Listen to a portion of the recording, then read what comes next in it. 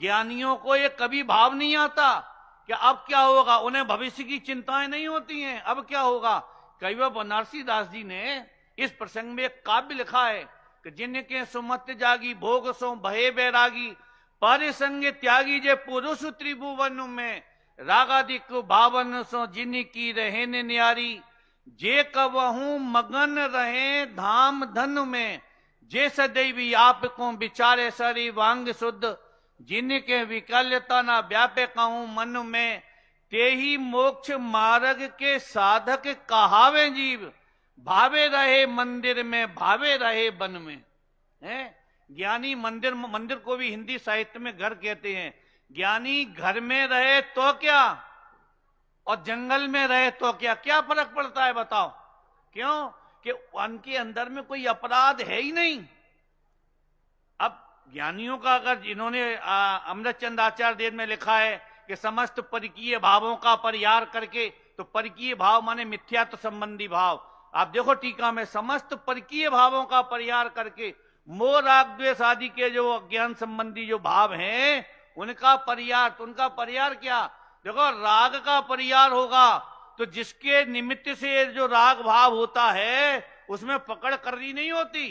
अरे राजा दशरथ ने कह दिया अयोध्या का राज्य तो भरत करेगा, रामचंद्र जी ने 1 मिनट में कह दिया कि नहीं अयोध्या का राज्य तो भरत करेगा। ये विकल्प नहीं आया कि अयोध्या के 4 टुकड़े कर दो, चारों भाइयों में बराबर बांट दो, सब कुछ भरत को दे दोगे तो हम क्या करेंगे। अरे सीता ने भी नहीं कहा कि सवेरा तुम भरत को दे आए हो, कल अपने बच्चे होंगे तो हाई एजुकेशन कैसे कराएंगे।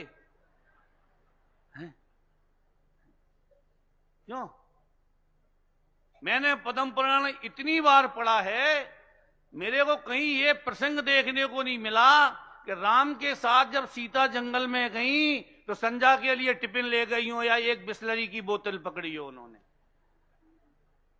क्यों, आप देखो एक जोड़ी ड्रेस या कपड़े साथ में लेके गई हूं। जिन्हें उदय पर भरोसा होता है वे संयोगों की चिंता नहीं करते।